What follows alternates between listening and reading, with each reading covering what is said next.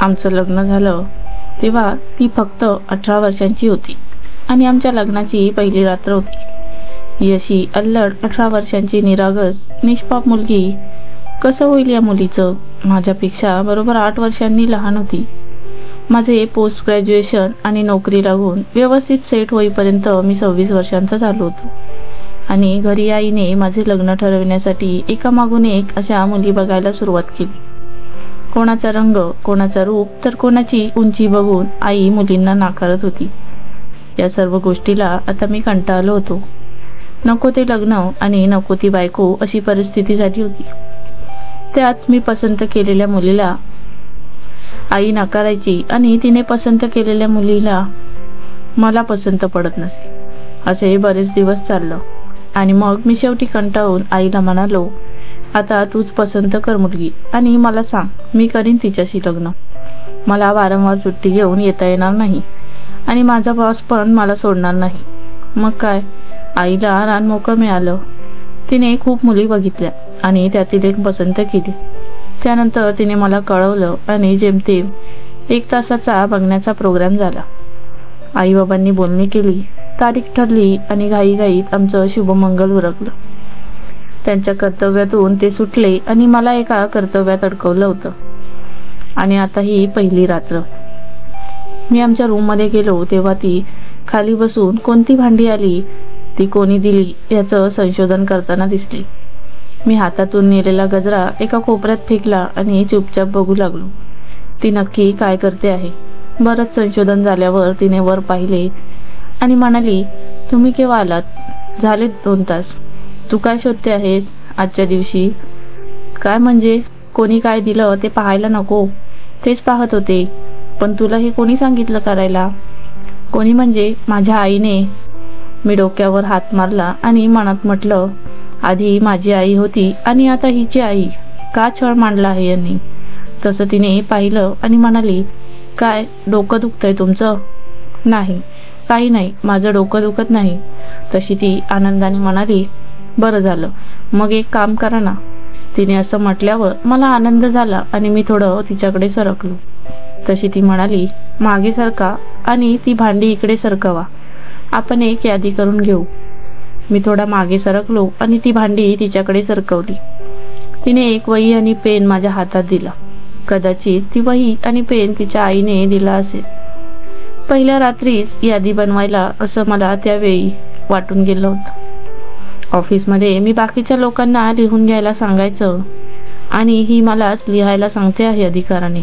मी तिला म्हणालो, ही यादी आजच्या रात्रीच करायची असते का तुमच्यात? तशी ती म्हणाली, मग विसरायला होतं ना. मी सांगते तसं तुम्ही लिहा. तिलाच आपला हनीमून आहे याचा विसर पडला होता. सकाळी 5 वाजेपर्यंत मी ती यादी लिहत होतो आणि ती सांगत होती. सकाळच्या थंड हवेमुळे आणि रात्रीच्या जागरणामुळे मला झोप लागली आणि मी तिथेच बसल्या बसल्या झोपी गेलो. सकाळी आईच्या ओरडण्याने मला जाग आली. मी डोळे उघडून पाहिले तर मी खालीच बसून झोपलो होतो आणि ती केव्हाची खाली गेली होती. माझी आई तिच्या आईचा जाहीर उद्धार करत होती. मी घाबरतच उठून खाली गेलो. नेमका काय गोंधळ केला आहे माझ्या बायकोने ते पाहण्यासाठी. तर माझी आई माझ्याकडे रागाने बघत होती. मला काही बोलली नाही, पण रागातच बाहेर निघून गेली. मग मला कळलं, आज नेमकी माझ्या बायकोची मासिक पाळी आली होती आणि तेही तिलाही कळलं नाही. ती जिथे बसली होती तिथे सर्व डाग पडले होते. तिला पहिलं वाटलं कुठे जखम झाली आहे म्हणून ती शोधू लागली. मग उशिराने तिला समजलं की घरात जिथे जिथे बसली होती तिथे सर्व ठिकाणी ते डाग पडले होते. आईला जेव्हा समजलं तिची मासिक पाळी आली आहे तेव्हा ती रागाने लाल झाली होती आणि म्हणूनच तिच्या आईचा उद्धार करीत होती. एवढी मोठी झाली पण हिला अक्कल नाही आणि तिची आई नुसती म्हैस. तिने काही शिकवलं नाही आणि आमच्या गळ्यात बांधली. माझ्या आईने स्वतः तिला सून म्हणून पसंत केली होती आणि आता तिच्या आणि तिच्या आईच्या नावाने बोंब करीत होती. मी आईला तसं म्हटलं, आई तूच तर तिचं गुणगान करत होतीस, मग आता काय झालं? आईला स्वतःची चूक लक्षात येताच तिचा राग अगदी शांत झाला. पुढे अजून काही तमाशा नको म्हणून आम्ही लगेच शहरात आलो, जिथे मी नोकरी करत होतो. सकाळी लवकर पोचलो आणि येताना दुधाची पिशवी घेतली. म्हटलं मस्त गरम गरम चहा घेऊ. इतक्या दिवसांची दगदग होती म्हणून तिला रूमवर येताच चहा करायला सांगितलं. पण ती माझ्याकडे पाहतच राहिली. मला कळत नव्हतं की नक्की काय झालं. ती डोळ्यांवर पदर घेत किचनमध्ये निघून गेली. बराच वेळ झाला तरी चहा आला नाही म्हणून मी किचनमध्ये गेलो तर ती स्टोव समोर बसून होती आणि स्टोवकडे बघत होती. तिचे डोळे रडून रडून लाल झाले होते. मी एकदमच टेन्शनमध्ये आलो. आता काय झालं? मी तर काही बोललो नाही. मी तिच्याजवळ बसलो आणि विचारलं, काय झालं आता? का रडते आहेस? तिने फक्त मान हलवली आणि काही नाही झालं एवढंच म्हणाली. मी जोर देऊन विचारल्यावर ती म्हणाली, मला स्टोव पेटवता येत नाही आणि मी माझ्या घरी कधीच स्टोव पेटवला नाही. मी पुन्हा डोक्यावर हात मारला आणि तिला म्हणालो, ठीक आहे ना, त्यात काय कठीण आहे, मी शिकवतो तुला. तशी ती अगदी लहान बाळासारखी खुदकन असते. मी तिला स्टोव कसा पेटवायचा ते शिकवलं. तिला चहा पण करता येत नव्हता, तेही शिकवलं. मस्त चहा करून दोघांनी चहा घेतला. तिला काहीच येत नाही हे माझ्या लक्षात आलं. दुपारच्या जेवणाचा प्रश्न माझ्यासमोर उभा होता. मी तिला हळूवारपणे विचारलं, तुला चहा येत नाही पण आता शिकली ना, बरं दुपारच्या जेवणाचं काय करते? असं विचारताच तिचे डोळे भरून आले. गंगा जमुना डोळ्यात उभ्या राहिल्या होत्या. मी पुन्हा टेन्शनमध्ये आलो. मला वाटलं तिला तिच्या आईची आठवण आली असेल म्हणून मी तिला विचारले, आईची आठवण येते का? तसं तिने डोळे मोठे करून माझ्याकडे बघितलं आणि जोरजोरात रडू लागली. तिच्या बघण्याचा रोग माझ्या लक्षात आला आणि मी तिला म्हणालो, अगं माझ्या आईची नाही, तुझ्या आईची आठवण तुला आली का असं विचारतोय. तशी ती खुश झाली आणि तिच्या आईला फोन लावला. काय झालं? भांडली का त्यांच्याशी? तुझ्या आवाजाला काय झालं? असे अनेक प्रश्न तिच्या आईने चिंतेने विचारले. नाही का आई, आम्ही नाही भांडलो, पण मला काहीच येत नाही. तू मला काही शिकवलं नाही, फक्त अभ्यास करायचं शिकवलं. अगं पण झालं काय? काही नाही ग, मला सकाळी चहा करता आला नाही आणि स्टोव पण पेटवता आला नाही. येईल हळूहळू, शिकशील आता. तुझी 10वीची परीक्षा आणि तुझं लग्न सर्वच एकत्र झालं त्यामुळे तुला शिकवायचा वेळच मिळाला नाही. असा माझ्या बायकोचा आणि तिच्या आईचा प्रेमळ संवाद सुरू होता. तेव्हा माझ्या लक्षात आलं की या अल्लड मुलीला काहीच येत नाही. मी तिथून उठलो आणि किचनमध्ये कणिक मळायला गेलो. त्यानंतर हळूहळू या सर्व गोष्टी मी तिला शिकवल्या. काही अंदाजाने शिकली आणि काही तिच्या आईने फोनवरून टिप्स देऊन शिकवल्या. आता माझी बायको जेवणातच काय पण जेवणातील प्रत्येक गोष्टीत हुशार झाली आहे. बाजारातून काय आणायचे काय नाही, ते कसं शिजवायचं, त्याला चव कधी आणायची, सर्व कसं करायचं हे सर्वच ती पाहते. अगदी माझ्या पैशांचे व्यवहार सुद्धा तीच करते आणि पैसे कुठे टाकायचे म्हणजे आपला फायदा होईल हे आता ती मला शिकवते. अगदी 2-3 वर्षातच ती हे तंत्र शिकली. पुढे अजून मला काय काय शिकावे लागेल बायकोकडून हे तर देवच जाणत होता. लग्नानंतर विनाकारण आकांत तांडव न करता एकमेकांना समजून घेणे खूप महत्त्वाचे आहे. इतक्या शिकलेल्या मुलींना पोळी भाजी करणं इतकं काही कठीण नाही, पण आजच्या युगात मुली शिक्षण घेत असतात त्यामुळे इकडे थोडं दुर्लक्ष होतं. आणि हे सर्व मुलीच का पण मुलांनाही या गोष्टी अवगत असायलाच पाहिजेत. लग्नानंतर बायकोला शहरात आणायचे म्हणजे पहिलं घर पाहिजे. शहरात नोकरी मिळणं सोपं असतं पण घर मिळणं खूप कठीण होतं. खूप प्रयत्नानंतर एक भलं मोठं घर मिळालं होतं. जुनाच बंगला होता. त्यात 8-10 खोल्या होत्या. कौलारू होतं आणि काही भाग पडलेला होता. अगदी भूत महालासारखे. त्यातील एका खोलीत आम्ही आमचा संसार मांडला. एक लहानसे कपाट होते. त्यात स्वयंपाकासाठी लागणारे सामान ठेवलं. मी किराणा सामान पाव किलो घेतलं होतं. हे बघून तिला आश्चर्य वाटलं, कारण तिच्या घरी किलोने सामान आणण्याची सवय होती. पण त्यावेळी ती काही बोलली नाही. पण जेव्हा तिला सांगितले की इथे समुद्रकिनारी धान्य लवकर खराब होतं तेव्हा तिला ते पटलं.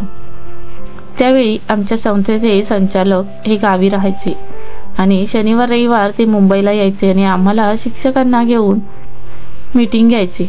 ती मीटिंग रात्री 7-8 वाजल्यापासून ते 10-11 वाजेपर्यंत चालायची. त्यावेळी माझी बायको शहरात नवीन होती आणि घर म्हणजे भूताचा बंगला. आजूबाजूला कोणी नाही आणि अवाढव्य घरी ती एकटीच राहायची. तिला खूप भीतीही वाटायची. एक दिवस ती अशीच घरी एकटी होती आणि रात्री 8:30-9च्या सुमारास दाराची कडी वाजली. आता कोण असेल या विचाराने ती घाबरली, पण हिम्मत करून दार उघडलं. पण बाहेर पाहिलं तर कोणी नव्हतं आणि मग तिला टेन्शन आलं. ती दार बंद करून तशीच बसून राहिली. रात्री 11 वाजता मी आल्यावर जोरजोरात रडू लागली. तिने सर्व प्रकार सांगितल्यावर मी तिला समजावलं की कदाचित उंदीर असावा. त्याचा आवाज आला असेल कारण तिथे घुशी खूप होत्या. रात्री सर्व लाईट वगैरे बंद करून आम्ही झोपलो आणि अचानक एक घुस आमच्या अंगावर पडली. आम्ही दचकून उठलो. एकदा असाच किराणा भरला होता. नीट डब्यात भरून ते डबे लाकडी कपाटात ठेवले होते. त्यानंतर आम्हाला अचानक 2 ते 3 दिवसांसाठी गावी जावं लागलं. जेव्हा परत आलो तेव्हा सर्व डब्यातील धान्य घरभर पसरले होते. आमचं घर म्हणजे भूताचा बंगला होता. ते घर फारच जुने होते. त्यात बाथरूमची सोय व्यवस्थित नव्हती आणि बाथरूम 2-3 फूट खोल होती. म्हणून मी खाली विटांची मांडणी करून त्यावर फरशा ठेवल्या. पण खरी अडचण तर पुरेच होती.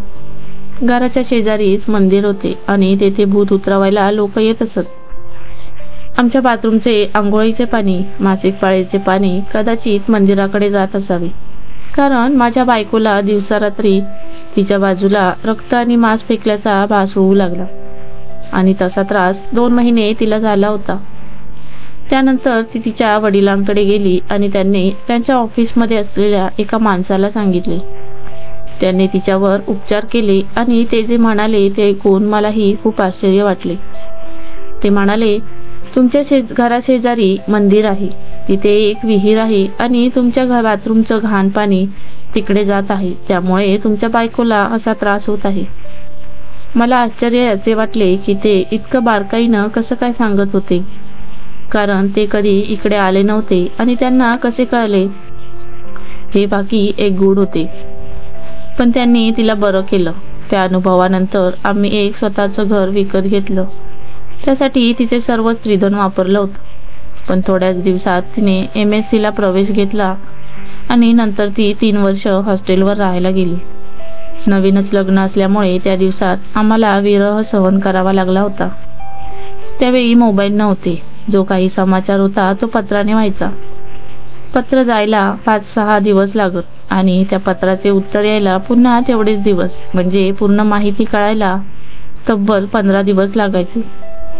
त्या काळात मी तिला खूप सुंदर पत्र लिहिली होती. खरं म्हणजे लग्नानंतरची ती प्रेमपत्र होती. लग्नानंतर प्रेमपत्र लिहिणारा कदाचित मी एकटाच असावा आणि ती पत्रेही तिने अजूनपर्यंत जपून ठेवली आहेत. त्या आमच्या आठवणी होत्या. विरहात प्रेमाची बरसात करणारी पत्र. आजच्या मोबाईलच्या जगात हा आनंद नाही मिळू शकत, कारण ती पत्र लिहिण्याचा आनंद वेगळाच होता. तसंच पत्र येण्याची वाट पाहणे, पोस्टमन येण्याची आणि ते पत्र मिळण्याची हुरहुर ही वेगळीच होती आणि लग्नाच्या सुरुवातीच्या दिवसात तरी खूपच महत्त्वाची होती. अजूनही ती खूप कष्ट झेलते, पण एका शब्दानेही कधी तक्रार केली नाही. काही वर्षांनी मी माझ्या मित्राच्या मुलीच्या लग्नाला गेलो होतो. तिला पाहून मला माझ्या लग्नाचा प्रसंग आठवला. सकाळी सकाळी तिच्या वडिलांचा निरोप आला होता की मुलगी बघून घ्या. तेव्हा लगेच आम्ही त्या मुलीला बघायला निघायची तयारी केली. मी मस्त छान निळा शर्ट, ब्लॅक सूट, ब्लॅक बूट घातले होते. अमिताभ बच्चन सारखी उंची असल्याने त्याच्या स्टाईलचा भांग पडला होता आणि मुलगी बघायला निघालो होतो. तिच्या घरी पोहोचल्यावर मला बसायला एक विशिष्ट जागा केली होती. त्याचं कारण मला नंतर कळलं होतं. त्या मुलीला आधी आजोबांनी बघितलं, नंतर आई बाबांनी बघितलं आणि नंतर मी. असं 3-3 वेळा बघितल्यामुळे ती आणि तिच्या घरच्या लोकांना राग आला होता. म्हणून तिने माझी फटफजिती करण्यासाठी माझ्या बैठकीखाली पापड ठेवले होते. पण मी असा आखडून बसलो होतो की ते पापड बाजूलाच राहून गेले होते. त्यामुळे ते पापड काही फुटले नाहीत आणि माझी फजिती टळली होती.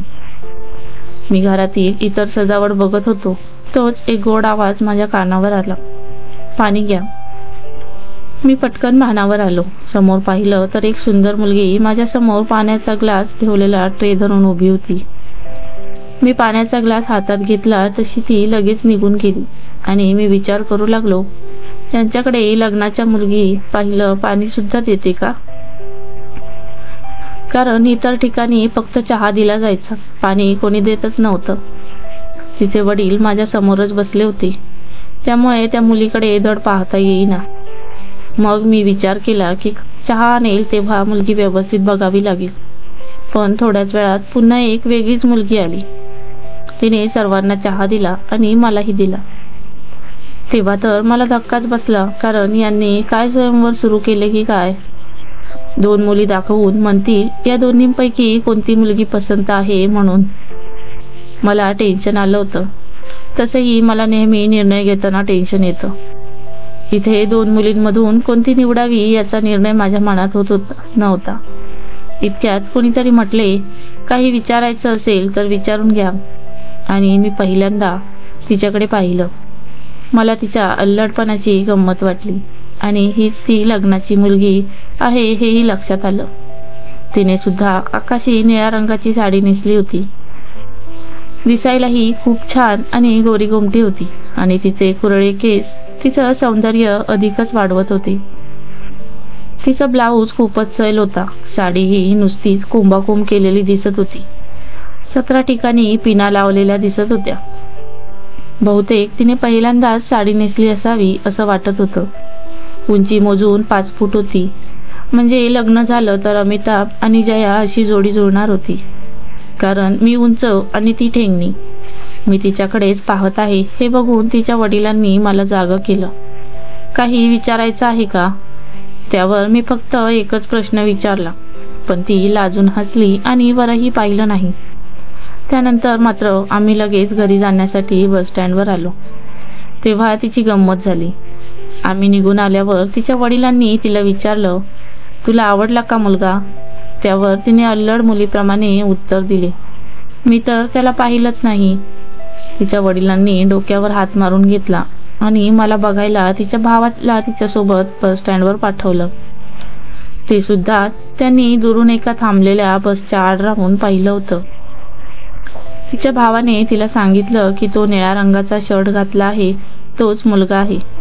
तिने त्यावेळी कोणाला बघितलं माहीत नाही, पण हो दिसला, छान आहे असं म्हणून ती घरी निघून गेली. त्यानंतर आमचं लग्न जुळून आलं. पुढचा कार्यक्रम बस्त्याचा होता, म्हणजेच वधू आणि वराचे कपडे खरेदी करणे.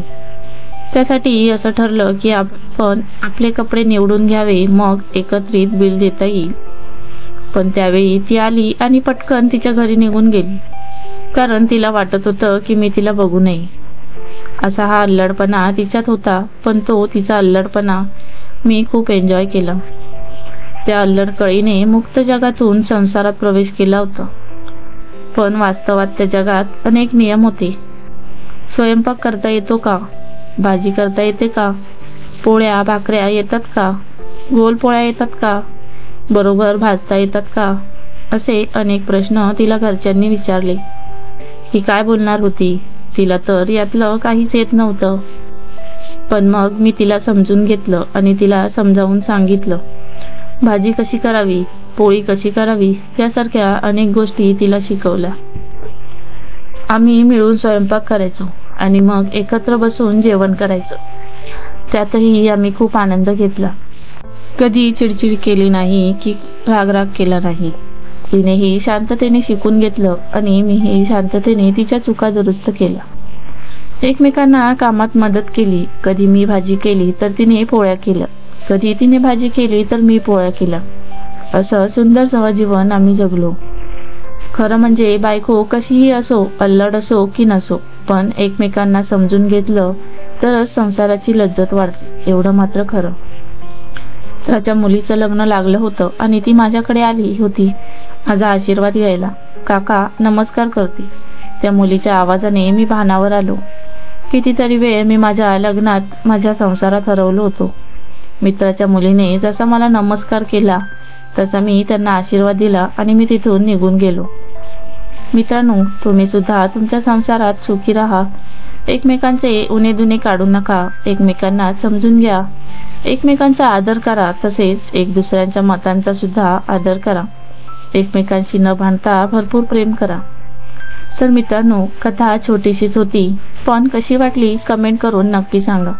आणि आवडली असेल तर व्हिडिओला लाईक आणि शेअर करायला विसरू नका. आणि अशाच नवीन कथांसाठी आपल्या मराठी हृदयस्पर्शी कथा या चॅनलला सबस्क्राईब करून बेल आयकॉनचे बटन ऑलवर सेट करा, जेणेकरून नवीन व्हिडिओचे नोटिफिकेशन सर्वात पहिले तुम्हाला मिळेल. धन्यवाद.